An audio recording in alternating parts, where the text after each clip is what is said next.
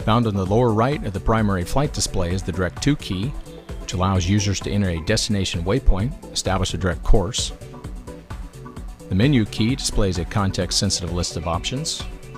The Flight Plan key displays the active flight plan page for creating and editing a flight plan.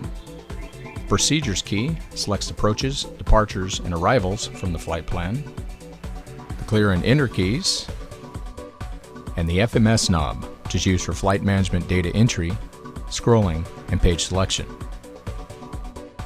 On the lower left of the multi-function display are the AFCS keys, which are used in the operation of the automatic flight control system.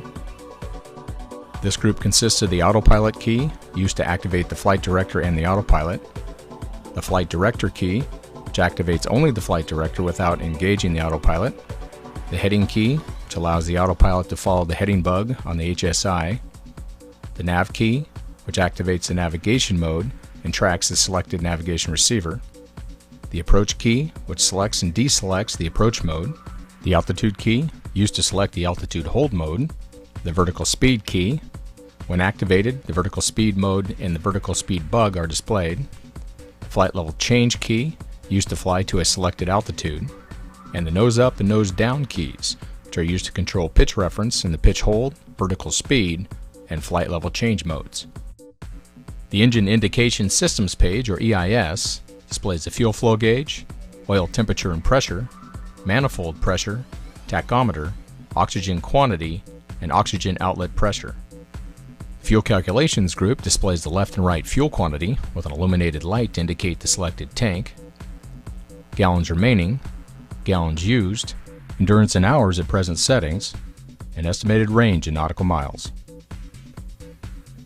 The Engine Temperature group displays exhaust gas temperature, turbine inlet temperature, and cylinder head temperature. The Electrical group displays dual alternator amps, battery amps, and bus voltage, and on the lower right is the elevator and aileron trim. During normal operations, when viewing pages other than the EIS page, engine indications are located on the left portion of the MFD. The MFD displays GPS navigation and flight information in four main page groups: the Map page, Waypoint, Auxiliary, and Nearest. First page in the Map group is the Navigation Map, which is also the MFD default page and can be displayed at any time by pressing and holding the Clear key on either the PFD, the MFD, or the Ready pad. TAS Traffic Map, or Traffic Advisory Systems page, XM Weather, displaying NEXRAD information, TAWS, or Train Awareness and Warning System. A sample of pages from the Nearest group is Nearest Intersection, Nearest Frequencies, and Nearest Airports. And from the Waypoint group, Approach Information and Airport Information. And from the Auxiliary group, GPS Status and System Setup. In addition to the main page groups that can be accessed by using the FMS knob, there are pages for flight planning and loading procedures that are accessed by key. An example would be the Vertical Navigation page, which is accessed using the Flight Plan key, and provides guidance from the present position and altitude to a final target altitude at a specific location, and the Approach Loading page, which is accessed using the Procedure key. The Ready pad, which is conveniently located at the pilot's fingertips, is capable of controlling all functions of the knobs and buttons on the MFD and PFD except the autopilot. The Ready pad uses a multi-function control knob to control FMS, nav, and COM functions. With the PFD or MFD indicators illuminated, the FMS knob performs the same functions as the FMS, nav, or COM knobs would on the PFD or MFD. The Frequency Transfer key switches between active and standby COM and nav frequencies. Pressing and holding this key while in the COM radio mode tunes the COM radios to the emergency 121.5. And pressing the nav and COM keys will allow the FMS knob to control the nav and COM radios. The Direct To key, Menu, Flight Plan, and Procedure keys operate as they do on the MFD and PFD, as does the Map Range joystick. The alphanumeric keys allow data entry without using the FMS knob to select individual characters. The center of the Select key activates the selected soft key while the left and right arrows move the soft key selection box, and the clear and enter keys validate and erase entries and selections.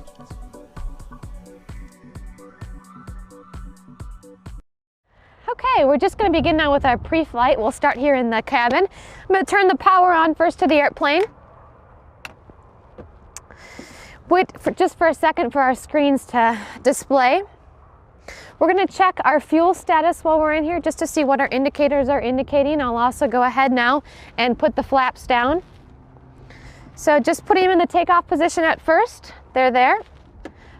Bring them all the way to landing. Looking at our fuel status, it looks like we've got about 30 gallons aside, so that's good, and that will be enough for our flight today. I'm also going to go ahead and turn our lights on.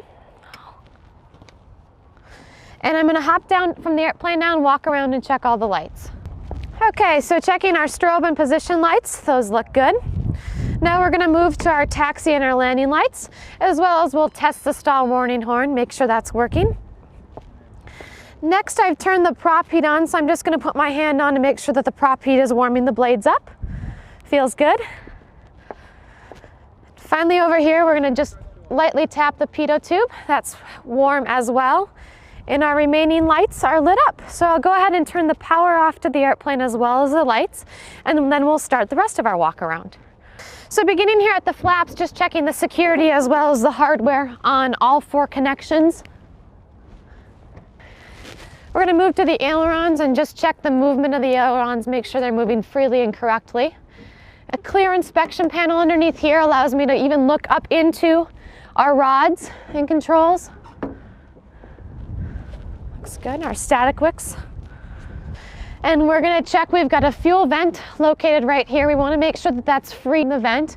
Our outside air temperature probe is located here. From here now, we want to move on up and start to check our windscreen, make sure that's clear for our flight today. Also, we've got a door that I can open to check the oil. We're looking for about 6 to 8 quarts of oil. And I'm seeing about 7.5 quarts. This airplane is a fairly low time airplane. It only has 7 hours on it right now. So we're using mineral oil in the airplane. Now we're going to move around and look at the spinner. We want to check for any nicks that could be in the prop. We're also checking the security of our de-ice boots. And now checking inside, we're going to check our 2 alternators that we have in here. We're also going to take a peek at the baffling to make sure that the baffling is in its proper positions and that there's nothing else in there, no bird's nest like they always say to look for, and that our air filter is clear. So that looks good in there. Right here, we have a fresh air vent, providing the cabin with outside fresh air. I just want to make sure that there's nothing blocking that and that the hose is securely hooked up to this vent. Our speed brakes up here, we want to visually inspect that they are secure in place and that they're not extended up at all. The right aileron, looking for its movement. We also have a balance tab, or excuse me, a trim tab over here located on the right hand side to help us out, provide a little aileron trim for us. Okay, now we'll start to move to the back of the airplane. Before we get too far back, we've got our static port here on the right hand side. Antennas down below, our comm antennas. Those look good. And then also our air conditioning bay.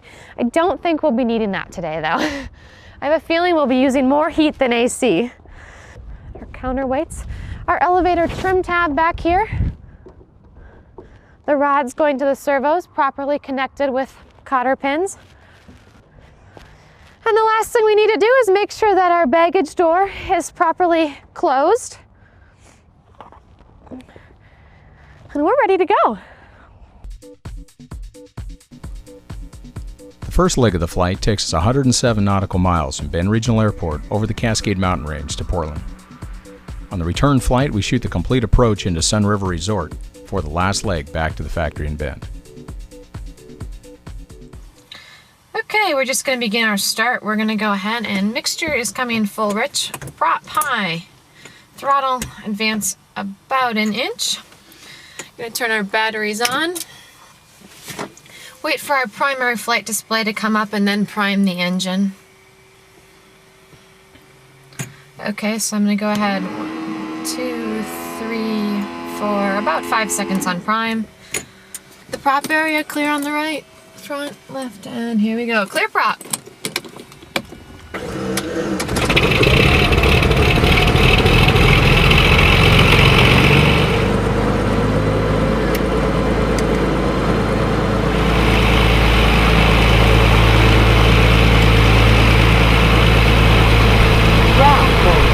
Okay, we have positive oil pressure bringing the RPM to about 1,000 RPM.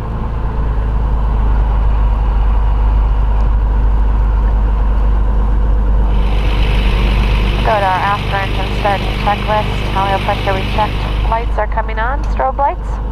Avionics master switch is on. Going to the system page just to take a peek at things here. Oil temperature is a little low, pressure good. Manifold RPM, fuel flow, fuel quantities look good. Oxygen we're not using. Temperatures are still cool as the engine warms up. And our electrical status is correct. Now we're going to go ahead and get our radio set. We're at our local home airport, so I'm pretty familiar with our radios.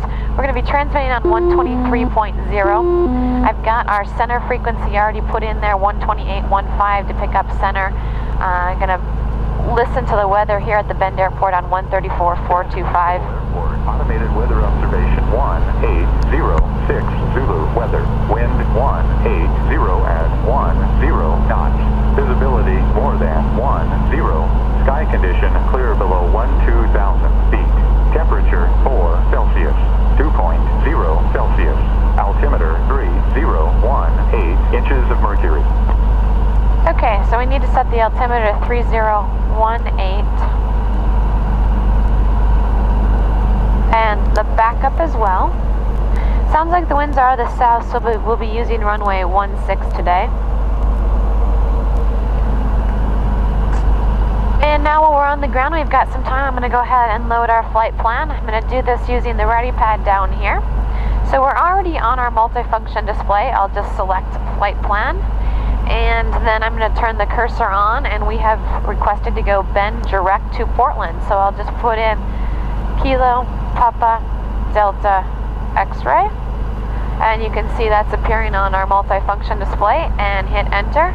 Now I've got my flight plan Bend to Portland in there. We've requested the altitude of 12,500. I'll set that in there. I'm not quite sure what they're going to give us, so correction, I think I requested 12,000 for an IFR altitude. So I've got 12,000 set in there. I think we're pretty much ready to go. We just have a couple more checks before we're going to begin our taxi.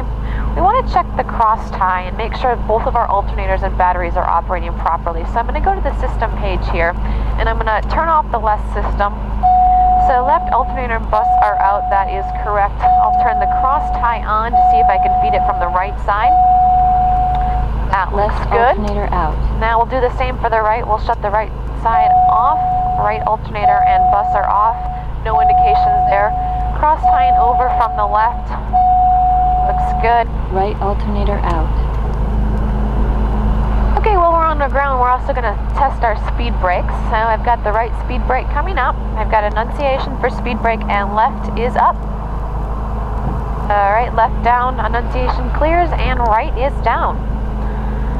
One final check we're going to do, and that's the autopilot check. I'm just going to go ahead and engage the autopilot, and it comes up in pitch and roll mode. I'm going to apply some slight forward pressure.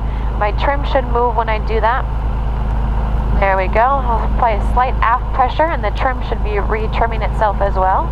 That looks good. Next thing I'm going to do is sync my heading bug up with my current heading, select heading mode, and then turn the heading bug to the right. The stick is moving right, as well as the ailerons. Left and centered, and then we'll use the trim to disengage the autopilot. That is good. Okay, before taxi.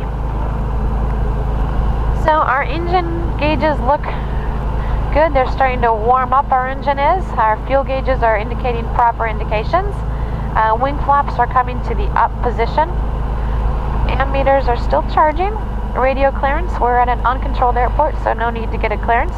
And I'll just turn our taxi light on, and we're pretty much ready to begin a taxi.